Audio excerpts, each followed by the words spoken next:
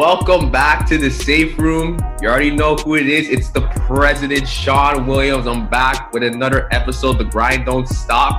For all the new people here, welcome to the Safe Room. Take a seat and let's just listen, have an open conversation. For all the returning people, you know what it is. I'm back with another episode. And today, this one's a special one. I've been promoting this for a while and we're finally here.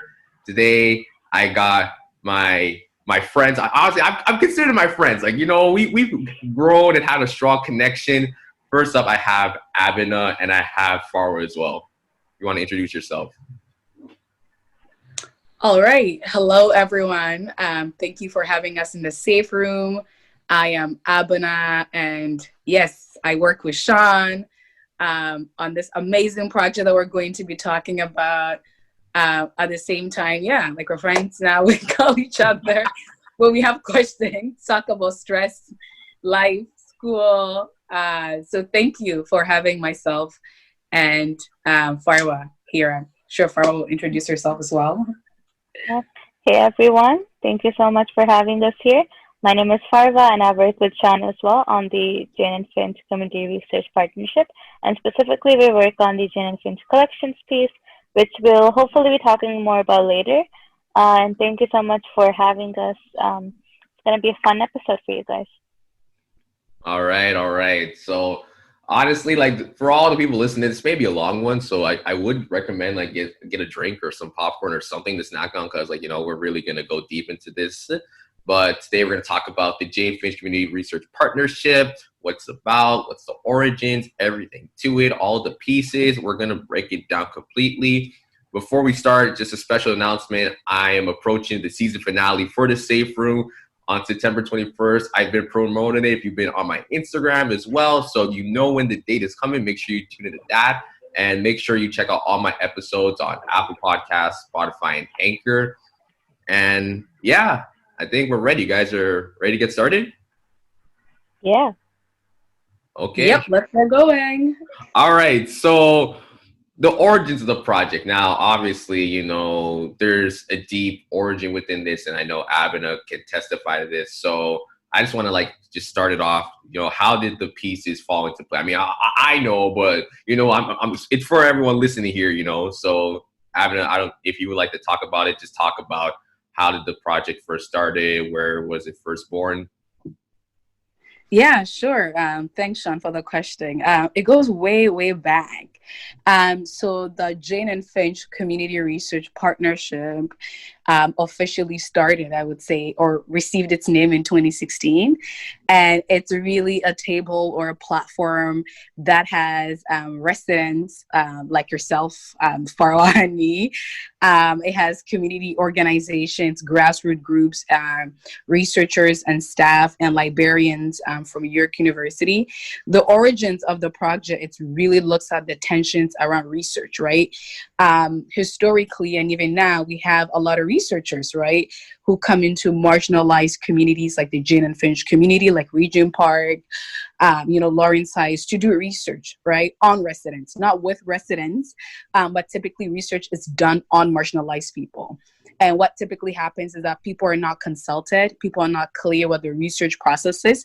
And when researchers leave the community, we don't hear back from them, right? So over the course of the years, there's been a lot of harm that's been done because researchers are coming into communities with preconceived notions of what they think a particular marginalized community is, right? And what typically happens is that when you carry your biases around a certain group of people or around a certain community, then the decisions you make reigns, right, from the bias, right? It's situated in the bias. So this goes way, way, way back, right, to comments that we've heard, especially at York University, where we've heard that, during Fresh Week, students are told don't cross the Shoreham Bridge, right? So implicating that the Jane and Finch community is a somewhat unsafe community, right? Going back many, many years before, with researchers coming into the community, taking data, doing interviews, asking very harmful questions, right? Like asking young people, have you heard of a gunshot, right? Assuming, right, that youth may or may not be involved in some kind of gun activity. Interviewing mothers and asking how many children you have, right? Once again, coming in with like perceived notions, right, of what mothering is, of this idea of single mothering. And so all these perceived ideas created for very harmful research processes. And so many community groups like JFAB, Jane Finch Against Poverty, have spoken out in many ways over the past, I think, 12 years of their work, over 12 years, have actually done demonstrations at York University as well. When I remember the Excalibur wrote about the community in a very unfavorable light. There was also, oh my goodness, why am I blanking out now? The report that was done in 2012 by Connect the Dots, that's what it is.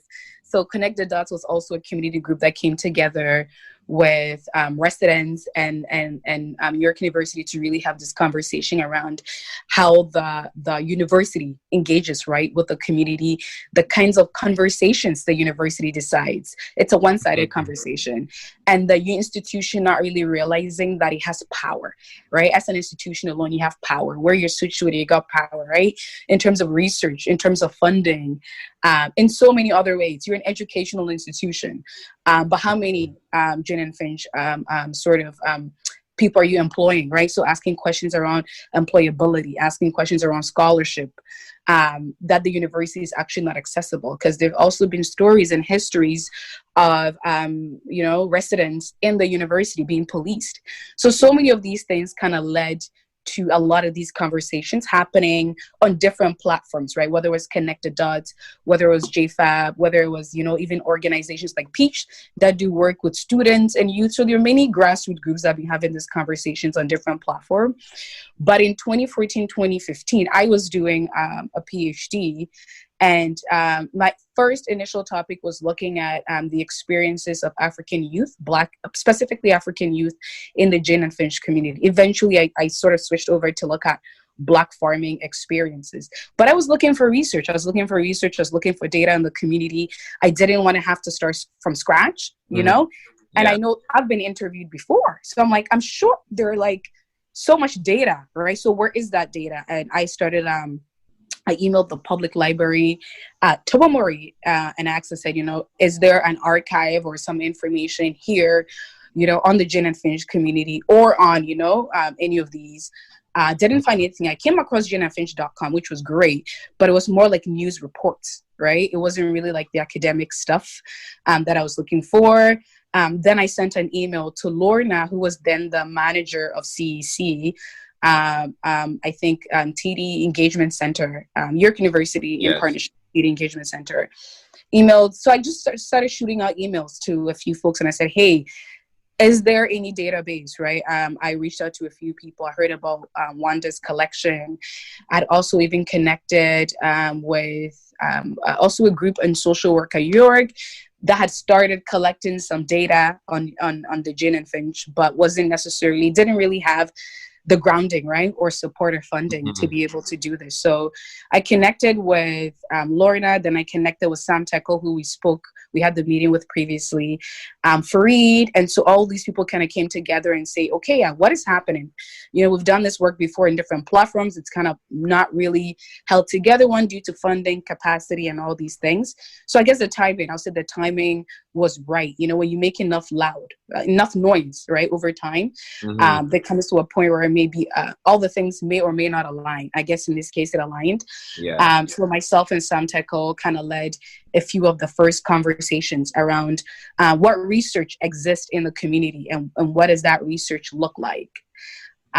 So we did, I remember, I think June 2016 was like a first community consultation where we had the York University folks and community organizations, and we had a few conversations around what research exists in the community.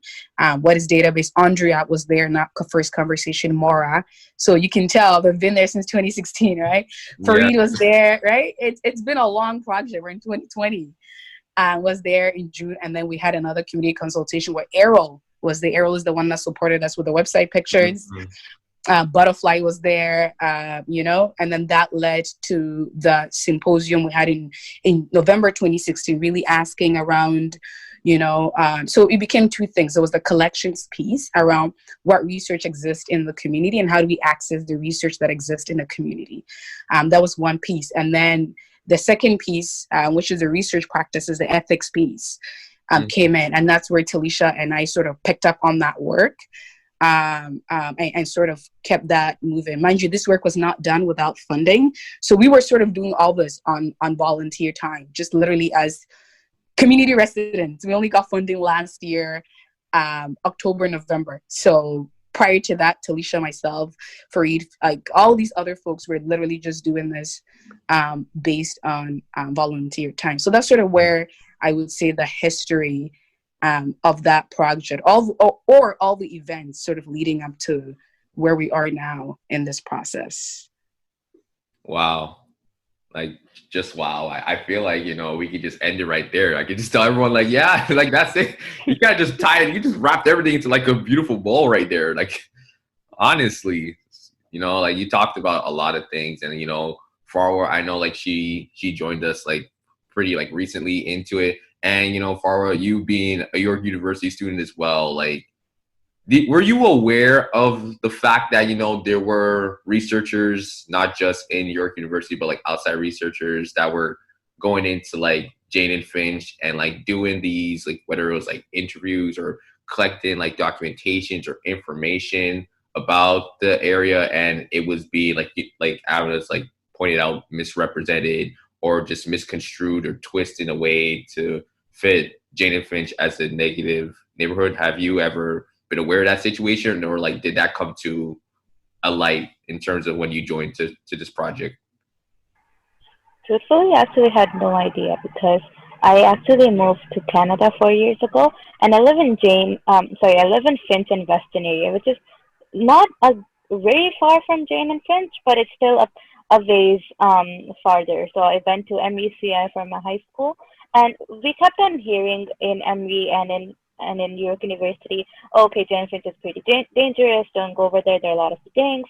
And we kept having that stereotypes reinforced to us because we were technically outside the area. And when I joined the organization, I had no clue that there was this kind of inequity happening inside the area, especially in terms of research. So that was kind of very shocking for me. And it does also makes us raise awareness that everyone who's not living inside the Jane Finch area does not know about it.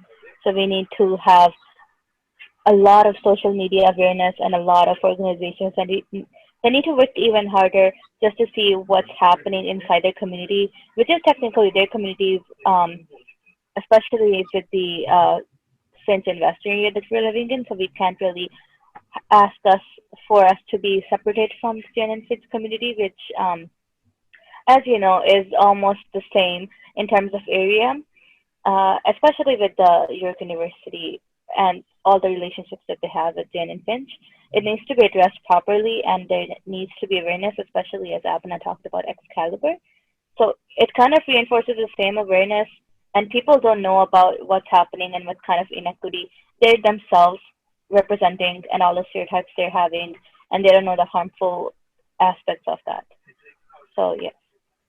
Yeah, thank you for that. Thank you for that. And, for someone who may be listening to this and is from the Jane and Finch community, or just like close into the area, and, if you have experienced something like that, or you've heard stories of people talking about this, like, this is what the point of this project is. Like, we want to make sure that we're performing ethical research and making sure that these stigmas, these stereotypes, these stigmas, all these negative aspects that the media and like how whatever researcher wants to paint on Jane and Finch, we want to make sure that it's being told in a more positive manner, but not just positive, like in a more ethical manner, that, if you're coming to do research in the Jane and Finch community, that, there should be certain principles and protocols that need to be done to make sure that you're not, again, like you're not twisting up the narrative and just fitting it to seem that Jane and Finch is all so bad.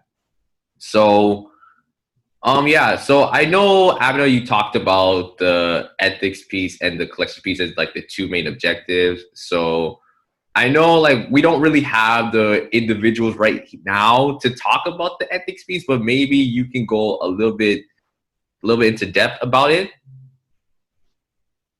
Yeah, definitely. So the meeting we had, the 2016 November symposium, came that very two clear processes, which was the collections piece and then the ethics piece. During that symposium, we had, I think, a professor, an indigenous lawyer from the Faculty of Law at York, who came to talk about the indigenous protocols, right, to doing research and how it's embedded through SSHRC. So SSHRC is a tri-council that oversees sort of how research is done, or the principles and protocols around social science research. So it's called the Social Science and Humanities Research Council. So she came and did a presentation on that. Then we also had, I think, either the manager who does research ethics. I don't remember her title. I'm sorry, Allison. But I think oversees sort of like the research ethics and the research board processes at York University. So they also did a presentation, and then Andrea did a presentation on collection. So from that meeting, there were two very clear sides, and it became very clear that we needed to start a document, on ethics and how folks coming and do research within the community. So that's sort of where Talisha and I kind of took off first. The collections piece had not really started. So initially we split into two groups, and Talisha and I were sort of managing those groups, and we had meetings, right? So we had a series of community meetings to really define the ethics document that you see was literally written as a communal process. It wasn't something that Talisha and I made up and said, here, residents take it. No, it was since 2016, literally, till now, right? So the process was really community consultation. We read a lot of sort of indigenous protocols, right? We read some of the indigenous protocols. We made a list of some of the protocols and principles based on the community consultations that we heard.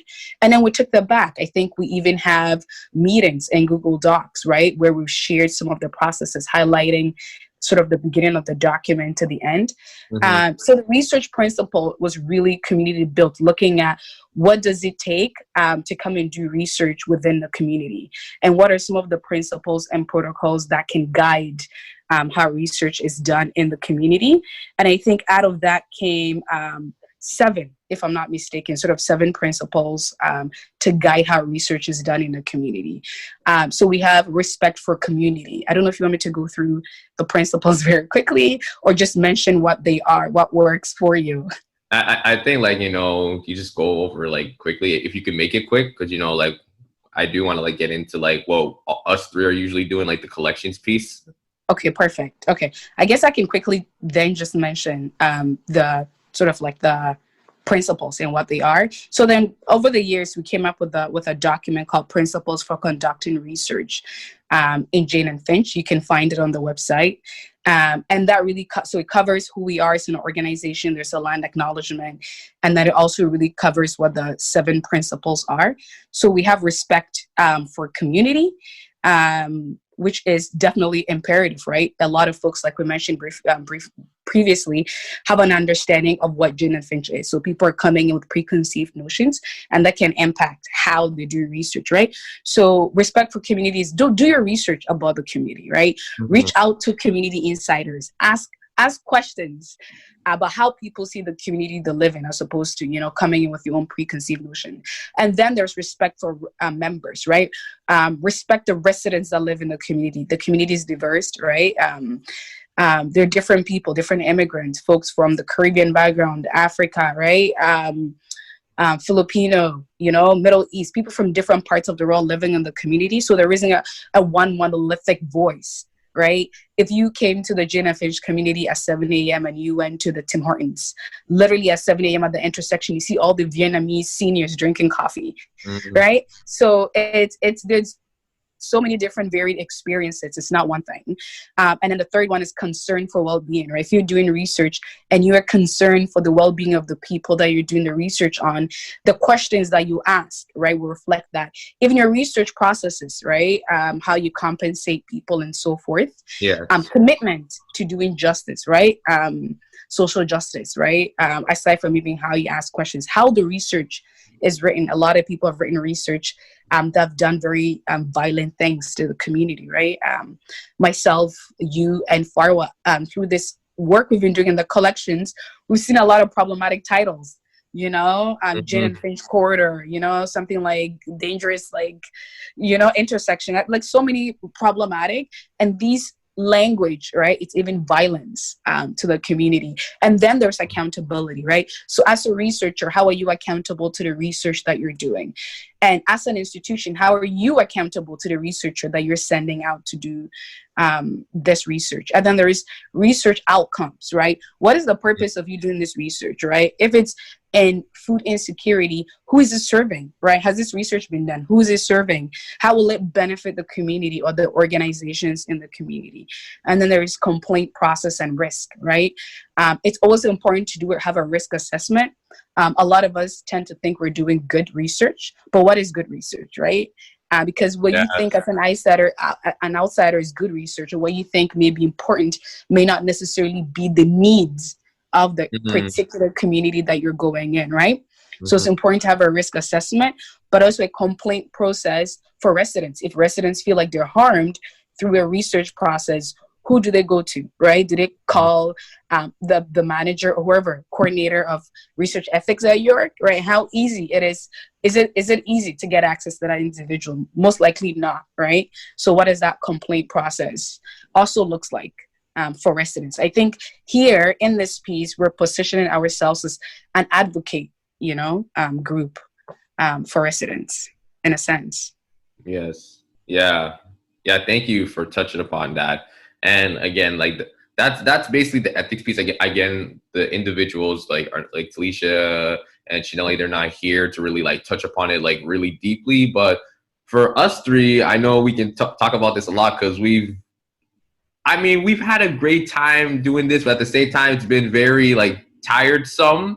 And that's the collections piece. I know Farwa, like, you know, she's been like all hands on deck when it comes to collections ever since like she's came on board, and like we see your hard work. I know how it is. Like, I mean, I have to collect articles, but like, you know, Farwa, I feel like, you know, she's like the lead in this. Like when I look at her, like in the way she's been like able to like contribute so much in such a little amount of time, just it's amazing actually. So Farwa, like I would like for you to like, you know, talk about the collection piece. You know, Abena could also like talk about it as well, but I just want to hear from you first, Farwa.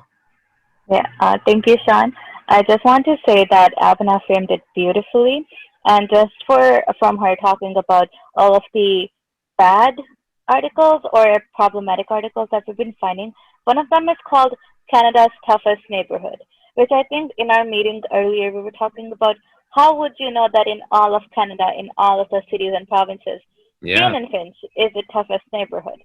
So when we stumble upon all the articles, because I think we have collected close to 100 articles now, it ranges all the way from newspaper articles, which are of course most primarily based on shootings that happen in Jane Finch, which is also very problematic. To all the research that's happening, whether it be medical research or any other kind of research, which kind of frames the residents as kind of guinea pigs that just have that are just there for them to be helped. So there's a kind of savior complex over there as well.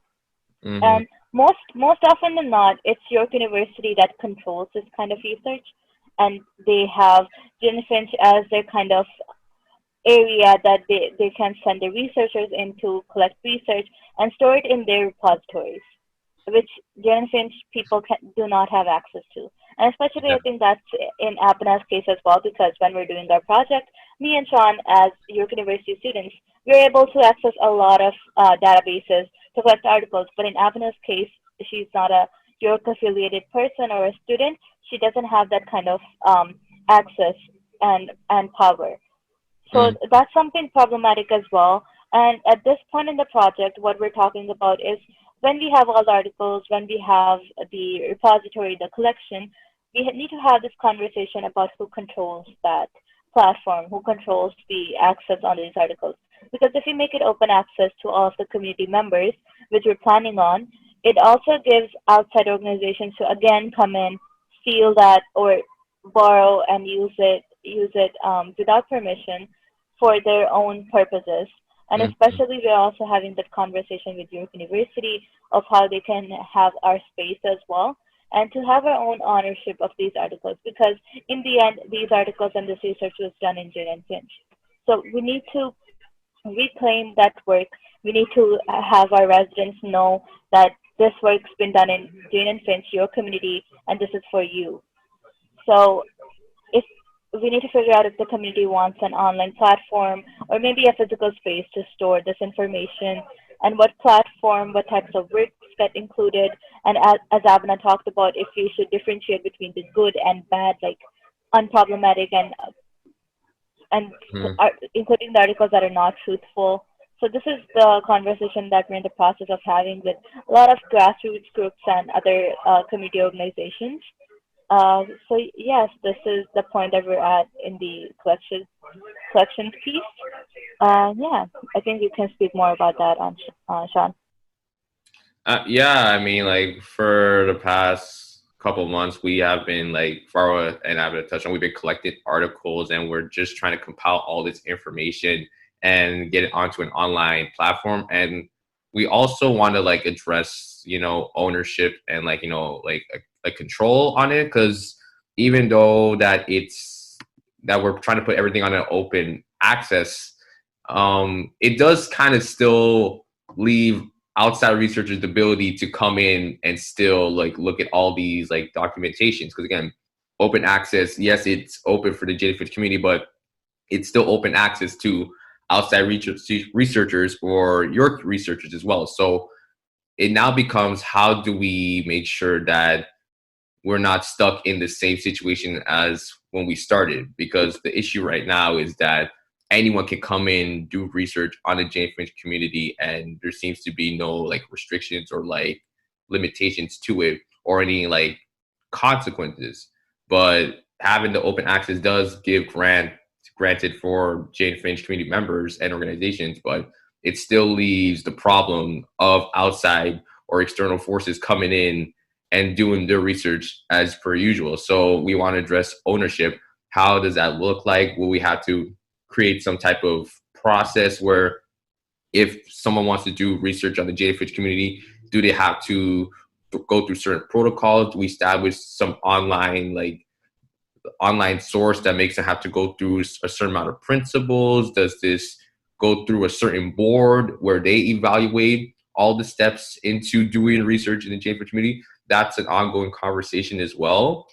And like, just to add on for everyone who, and I know this is a lot to take in for everyone who's listening, because I mean, like, even for like Farwa and I, like when we first joined, it was pretty, complicated to understand. But if you can't understand it in the terms of like research, just understand it as if when it comes to any organization who has been wrong, or I guess told wrong by the media or someone else based on certain assumptions or certain stereotypes or stigmas, it's basically like that.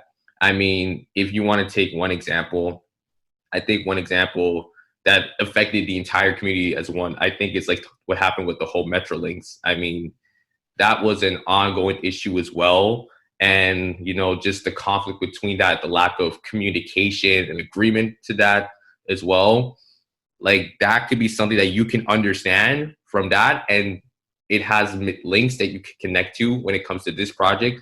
Because the whole point of this, we're trying to make sure that when people come inside and they do want to take information, whether it's from a community organization, a grassroots group, or it's members and residents, it's basically making sure that if you're coming in, you are not trying to fit their personal agenda, or I guess if you're the researcher, you're not trying to like flip the story to make it seem that we have these resounding amount of issues or amount of problems or a bunch of negative stuff about us that you can just come in, take, and then just kind of play around with. You know, we want to make sure that if you're coming in, that you're being ethical, you're following protocols that we want to establish, making sure that you're not doing anything mischief or anything deceitful. That's basically the whole premise of this project. And we plan to do that through ethics, like with advisory board.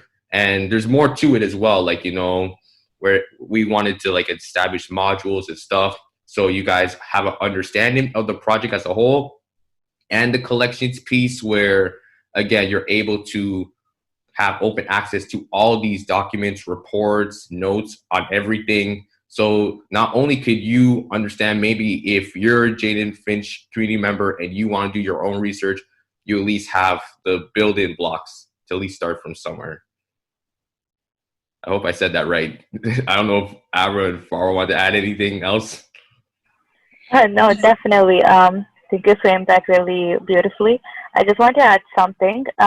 In case as a community resident, you want to learn more about what's been happening in your community, how we're planning to take back our research and our ownership, and what's the relationship between Jane Finch Research and York University, I would highly recommend the Connect the Dots Conference Report and the Jane Finch Community Research Partnership Symposium Report, because when I first started in this position, it was very overwhelming for me because I felt like, first of all, I did not know that anything like that was happening in the community. And I was like, oh, okay, so that's what the organization is for, and that's what it's been happening. So I had like a couple of weeks to catch up, and these two reports really helped me figure out what's been happening in the last maybe 7 years, because the Connect the Dots report was made public in 2013. So it kind of caught me up pretty well, and it made me explain things like I'm doing right now pretty well, I think. And it's a very concise way of learning what's happening, what happened, and what you can do in the future. All right. So, okay, we're going to take a quick short break.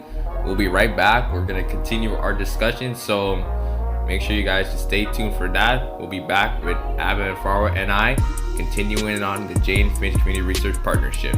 Stay tuned.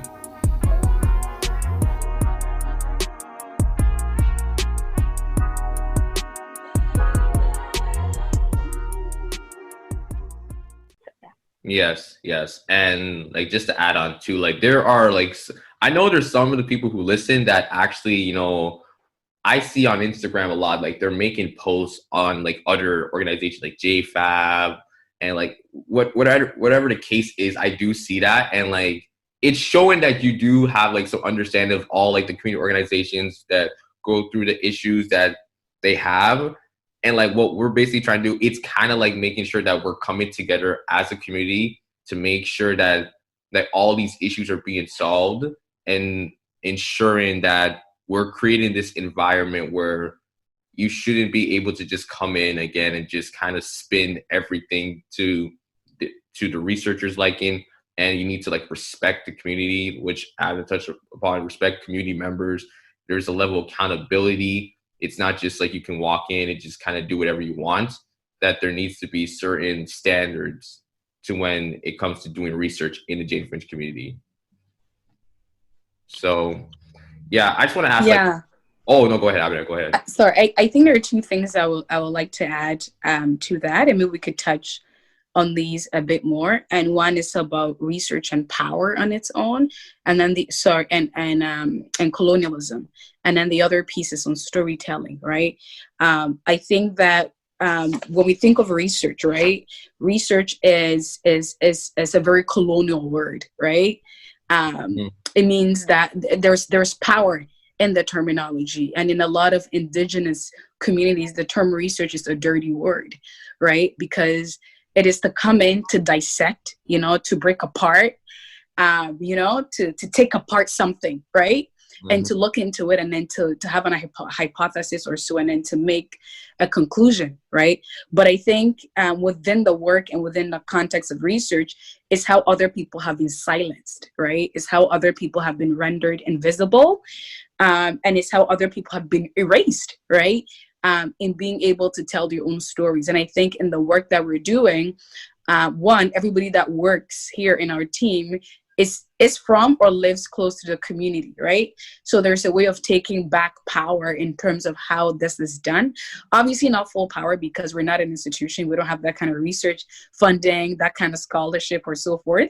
But this work in itself is the process of being able to retell that narrative, right? Being able to retell the story. For me, I say every single time that all our lives are telling stories, right? I think whether it's the work that we're paid, even in our everyday life, where you buy food, where you shop, what you do, we're all telling stories, right? And we tell it by how we use our dollars, right? We tell it by the kind of things that we listen to. And how we tell stories literally reflects our value system. Like we're not separate from the jobs we do, right? Like sometimes we like to separate things and put our values in one place and then put the things we do in another place, but it's not separate, right? They're all intricate and interconnected. Mm-hmm. And so research is really about storytelling. And I think it's important to always ask who's been telling the story, right? Like who's telling the story? When we look at colonialism and capitalism and white supremacy, who's telling that narrative, right? And why are they telling the story the way they're telling the story? And who does it benefit? Like who does it benefit, to give a contract, a social housing contract to a developer who does not live in the community to create really cheap and crappy houses for particular people, right? And then create the houses in such a way that locks them in, and bamboozle parts of the money, right? We see this happening over and over again. What does it mean to have gentrification in a particular area and not listen to the feedback? Who benefits from that, right? So I think it's so important to ask, what are the dominant storytelling? I feel like even as university students, the both of you are university students. So as I had mentioned just briefly, I think it's just important to just be aware of, who's the storyteller and how stories are told. And I think the literature that you read, right? The articles that you read, they're all written by white people, right? Mm-hmm. They're not written, and there's so many Black, there are many brown, there are many indigenous people that have written literature, have written on these topics. Why are we not using them, right? Everything is connected. I always want to mention that things are not separate on their own, right? So Who's telling that story? Who's telling the narrative? And how is the narrative being a bit more clear and aware of that informs how research is done. Okay. Yeah. Thank you for that, Abena. So I do have one more thing to ask, and it's not really as pertaining to the project itself, but it's just the impact. So, or basically, who are you trying to hear, want the project to hear the most? I know we're trying to get it out to the Jane Finch community, but is there a specific target are you guys looking for, or are you just trying to make sure that everyone from within any area in the Jane Finch community is just hearing about this and is getting on board with this in any matter? Yeah, I think it's two things. I would like to say everybody, because that is the intention that we are working with. But also, if I say every single person, then it asks, what is our outreach process to make sure that every single person is being targeted? I would say most realistically, grassroots groups and community organizations. Community organizations, yes, and grassroots groups are our main targets, right? People that often engage with institutions, right? People that are often being pushed back with institutions or have to partner or collaborate in some way. So those are people that I would say are our sort of target right now in terms of getting buy-in for the project. Definitely grassroots groups, as mentioned. They do a lot of sort of the immediate work, a lot of the activist work. Even when we look at what happened with Metrolinx, it was literally the grassroots groups that responded, right? Just like that, just action was taken, spread the word, organized people, called people, etc. So yeah, and residents that are also active, right? And I think as time goes on, definitely finding ways to engage youth, and engage other multiple groups within the community, because people are being interviewed, right? So we want to make sure that residents know that if there's harm done in the process, they can connect with us, right? The JFRCP group. So I would say everyone as a long-term goal, but I'll say for now, just looking at the work that we're doing and our capacity, grassroots groups and community organizations, right? And maybe individual community leaders. Yes. Yeah. Yeah, that is well put. So, yeah, I think we've honestly talked about everything. And for all the people listening, if you hear what we're saying and you have some interest on it, you guys can go check out our Instagram page. It's kind of empty, but we're working on it. If you want to get more information, you can go check out our website. As Abena mentioned, I'll leave the website link in the description for you guys to check it out. But yeah, I think that's everything we kind of touched upon. I wish we had like the entire crew with us, it would have been amazing, but we're all busy. We all have our stuff to do, I mean, I'm just grateful I was able to get Abena and Farwa on. I honestly did not. I thought, like, am I going to do this alone? Like, no, it was great. It was great to be on the Safe Room. Time flew by really, really fast, Yeah. Yeah, it was great to be here with you. Yeah, like I've had like the pleasure with working with these two, and I mean, like, we've been through it all, like whether it's just the meetings, the constant communication, like the article searching, like you don't understand how hard it is until you actually do it. Like going through different like databases, online websites, and looking for articles. It's a hard process. It's fun. I agree. It's so difficult, really, But if this stuff interests you, that's great. Just we want to make sure, again, we're promoting an ethical research environment. So if you want to do research in Jane Finch, just know that we don't want to continue this trend of just coming in, taking information, and just falsifying it. We just want to make sure that everything is being promoted in a good manner. But yeah, I think that's pretty much it. I just want to say thank you again to Abena and Farwa for joining today. Thank you, Sean, for having us. I know it's for me, it was a learning experience myself because, as you said, I recently just joined this organization. And for every meeting with Abena and you, I learn something new every single time. Because, of course, you have more experience and more information in this field and this community. And it's just a really valuable experience for me. And yeah, thank you so much for having us. Thank you, Sean. This was awesome.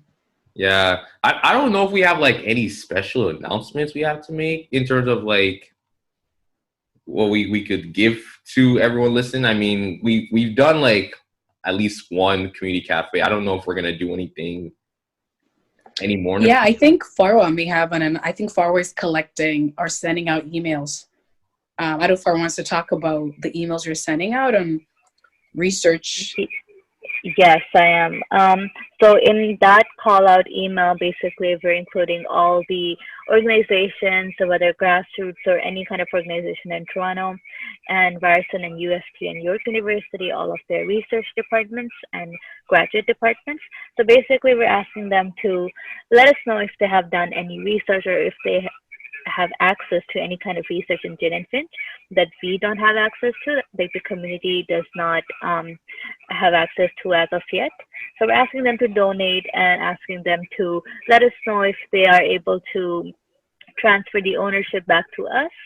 And yeah, just spreading the word and just asking you to please transfer the access back to us, so maybe the community residents can take advantage of that, and maybe we can expand our community repository a bit more and to make sure that our project is going into the right hands and having a positive impact on the Jane Finch community. Yeah.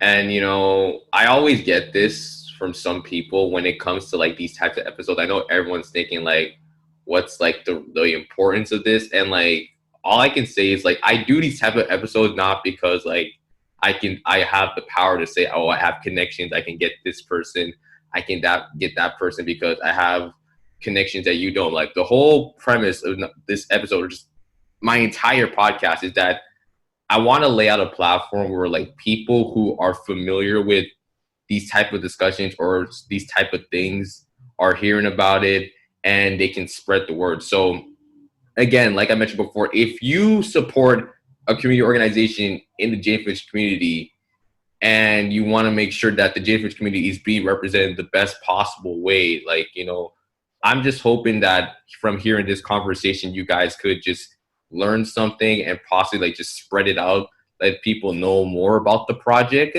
And, hopefully it just comes this chain reaction, we're just kind of transmitting this knowledge, this information from another person to another person, and possibly we can create like this huge movement.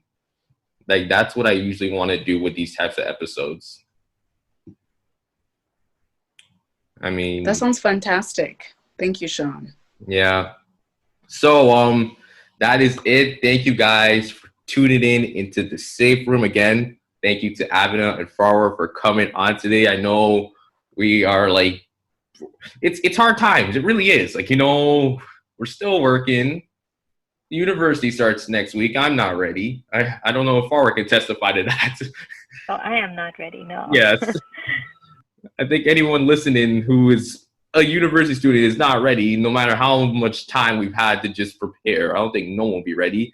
Abena, you're like the most hardworking person I've ever met. Like, you have multiple things to do. So yeah, I'm glad I'm not a student like you two. I really feel for the both of you right now. I cannot imagine taking hours of online classes. Like, the fatigue, the online fatigue, the Zoom fatigue, you're all going to be Zoomified. Like, it's going to be crazy. I wish you all the best. Yes, thank you. So, yes, guys, make sure, again, you follow all my episodes, Apple Podcasts, Spotify, Anchor. Tell a friend, share the movement. We're creating a movement here. This is not just for me. Like, this is for all of us. We're all part of the Safe Room. This is a family, it's a community. So share it to a friend if they're interested in listening to what we have to talk about. But I'm about to sign out right now. But thank you guys for tuning in. We'll see you guys soon.